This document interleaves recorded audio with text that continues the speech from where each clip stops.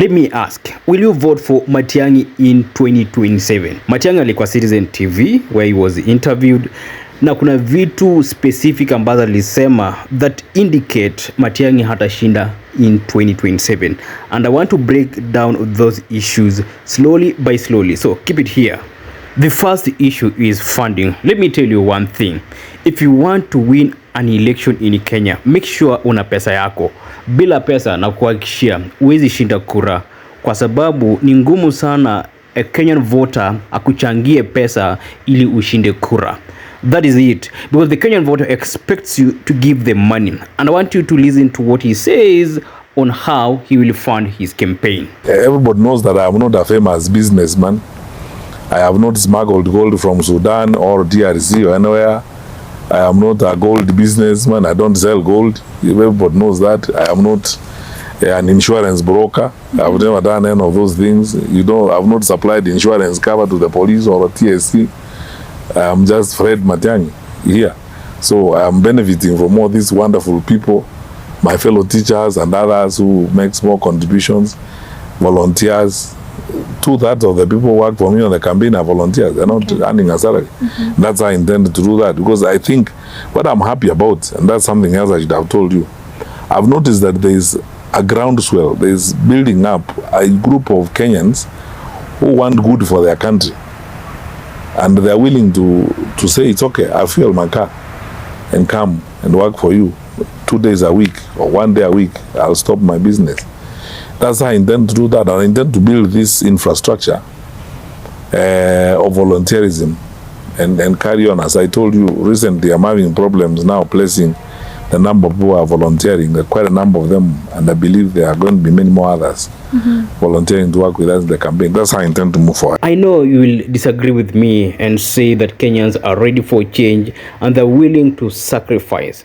But one thing that you should remember is that we haven't started campaigns officially. So come 2026 and 2027, when Kenya will be in a high octane politics, I tell you, these aspirants will have to spend a lot of money. And also one thing that you should know is that a Kenyan voter is rarely willing to volunteer or give their money so that you can campaign and win. So for a presidential candidate to have a strong case in the 2027 presidential election, you must just have your money, because in most cases the Kenyan voter is not willing to fund or to donate some money to your campaign. I know the diaspora community will be willing to spend a lot of money on a candidate that sure can win. The contributions that will come from the diaspora community to Matiangi's basket. But when you consider what is happening in Kenya domestically, I highly doubt if Matiang'i can get some good contributions that will, make his campaign strong and stronger against President Ruto. So I pray that Matiang'i can look for another way to get funding. But what is also clear is that President Uhuru is there with Matiang'i. Instead of wanting to buy ODM at a cost of 1 billion Kenyan shillings, should contribute that money to Matiangi's campaigns. Otherwise, I see it bleak for Matiang'i. It also emerged that Matiang'i wants to run as this candidate that will uphold integrity and ensure that constitutional offices are independent, and also he is someone who cannot be corrupted, or is not someone who can ask for any favor in exchange of, let's say, a business permit. That is something good, but selling integrity to Kenyans is something that cannot work for the Kenyan voter, because the Kenyan voter is not ready to accept that integrity is so crucial and it determines the future of their country, or it is integrity that will ensure there is good governance. Kenyans don't care about that. So running on the integrity card in quotes cannot really work out for Matiang'i. Just listening to him. There will be no people queuing in my office. to ask me to take shares in their companies so that they can be favored with licenses and so on. I will not be asking private sector players for their shares in their businesses. I will not be intimidating Kenyan investors around to pay me so that they can do business in the country, and so on and so forth. And the day the country has that kind of leadership, we will be on our way to fighting corruption decisively. You know, running your campaigns on grounds that I will fight corruption is something that a Kenyan voter is unwilling to listen to. So Matiang'i should find other issues to run on, because running on that issue of integrity and corruption or fighting corruption is unlikely to work for the Kenyan voter. This is what works well for the Kenyan voter: lying to the Kenyan voter and giving a Kenyan voter some money. That works so well for the Kenyan voter. But when you talk about I am going to fight corruption, I am going to do ABCD, the Kenyan voter will not listen to that. Only a few people, especially those who are educated and feel that Kenya should uphold integrity, such kind of voters will listen to Matiang'i and to some extent even support his campaigns. But when you look at the majority voters, they will not take the issue of fighting corruption or integrity so seriously. Now, on the issue of Kenya becoming Singapore, I like the point Matiang'i highlighted, so you have just to listen to him before I go further into this. Is the Singapore dream achievable in Kenya? Please. I don't want to go that direction. It's a joke. There's some of the things we are doing, I don't know. I'm restraining myself, to be very honest. It's okay. But I don't want to say the joke of telling me about Singapore and we don't have kids in school. Wait in January and see what's going to happen. Lying season 1 was about bottom up and hustlers, and now we're going to give Mama Mboga billions and Boda billions and I don't know who billions. We want a billion giving spree in season 1 of lying. Now season 2 is Singapore. Heaven. We are going, Agreeably, the Singapore dream is not a dream that is far-fetched, but achieving that dream is not something easy, especially considering how Kenyans behave, because to some extent we are mannerless people. We are people who don't elect leaders with high integrity that is expected across the government and also the private sector. So in a situation like this, where people plunder public resources, it becomes difficult for Kenya to become Singapore.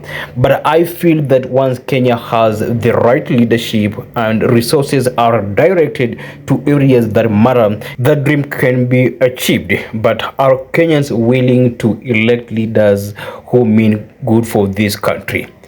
Kenyans are not ready for that paradigm shift. That is why, when you look at counties, the kind of leaders they elect, when you come to national government, the kind of leaders they elect, not just the president. You people, in most cases, you just focus on the president. When we have these other elective offices, you elect these people who don't even uphold integrity, and later you just have to blame the president only. So if Kenyans can elect leaders who can uphold integrity across national government and devolved units, that is when Kenya will be on a trajectory of becoming like Singapore. But it also takes a lot of work, where you need to create a favorable business environment that can attract, foreign direct investment and all that. Also, what I've noted is that Matiang'i is not so focused on winning the 2027 presidential election. That is something that you should know, because first of all, Matiang'i is relying on Kenyans or volunteers to support his campaign, something that is not likely to happen. Also, Matiang'i is running on a Jubilee ticket. You cannot run for president on a Jubilee ticket. Jubilee party was in power under the leadership of President Uhuru, and there's no way that party can go back to the executive. As I've mentioned previously, the only seats Jubilee can win could be, governor, senator, MCA, and these other seats. But when you talk about the presidency, kindly forget that. Also, given that Matiang'i understands campaigns or politics in Kenya are fueled or run by money, he should look for money so that he spends money on his campaigns, so that he gives people handouts. Otherwise, nobody will listen to him. That's why Mosoria has a strong case against Matiang'i, where he considers Matiang'i mean to some extent. When you meet Matiang'i, you will not be willing to even foot a bill, some cheap bill. Matiang'i will not be willing to foot that bill.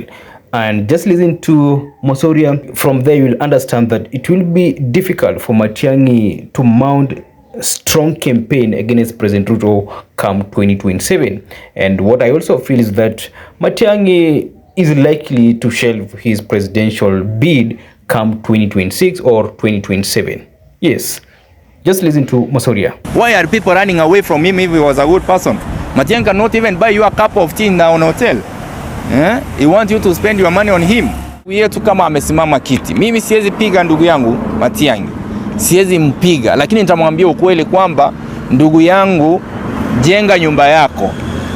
President Moi became a president as the party leader of KANU. Alitengeneza chama yake ya KANU.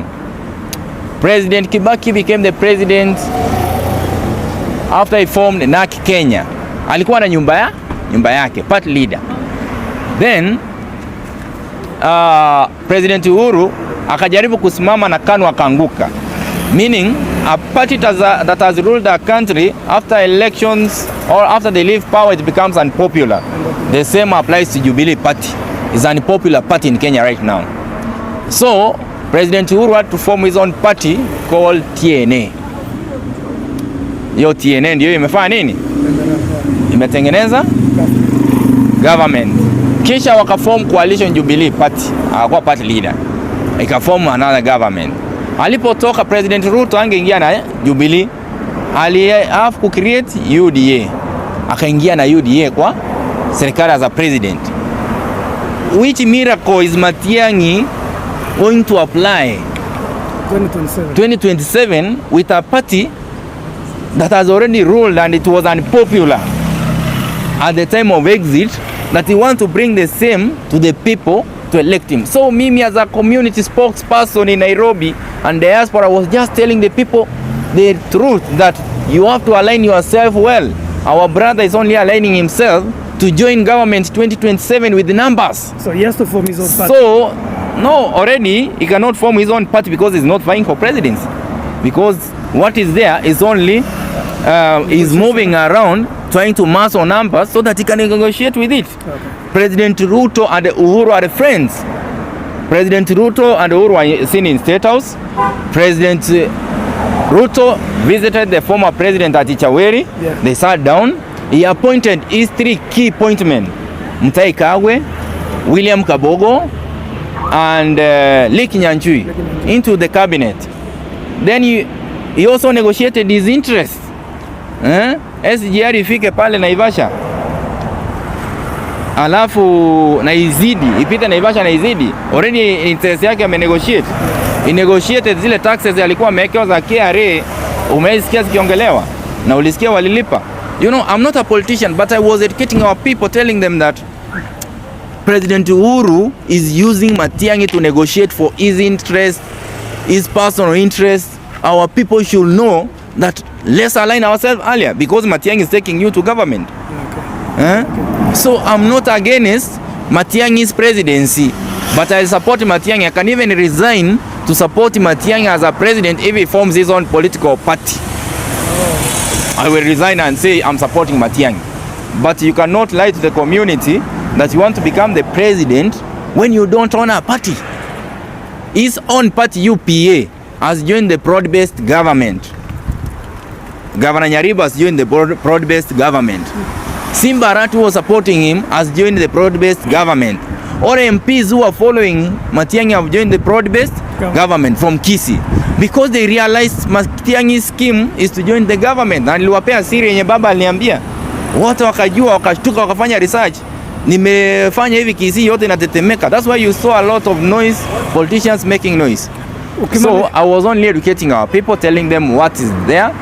Matiang'i is joining government. Me, I'm a civil servant in government, but as a spokesperson now, talking as a spokesperson, I have to tell our people the truth. Align yourself well. be where your interest is served. Right now, you cannot run and make noise from outside while people are benefiting from the current government. Ukiwa hapo hivyo, with your relevance. Hii uko nayo, kila mtu anakujua. You are the spokesperson of Kisii community. Have you tried contacting Matiangi umwambie bro, tumetoka home huko, jaribu pia uform party yako ndo tuangalie mama. Have you tried? Matiangi, even if you advise him, he has been advised severally, but he doesn't listen. He only believes that he's the one who is right. Matiangi was a CS here. Mlikuwa mnaona anapiga watu tear gas, mpaka watoto walikuwa wanapigwa mpaka tear gas. But did you see him being corrected? He doesn't take corrections. He's someone who knows that he's the only person who is right. And I'm not against that. But I'm saying, let him sit down with the leader. People have told me, you sit with him, if you don't buy food, he will not buy food.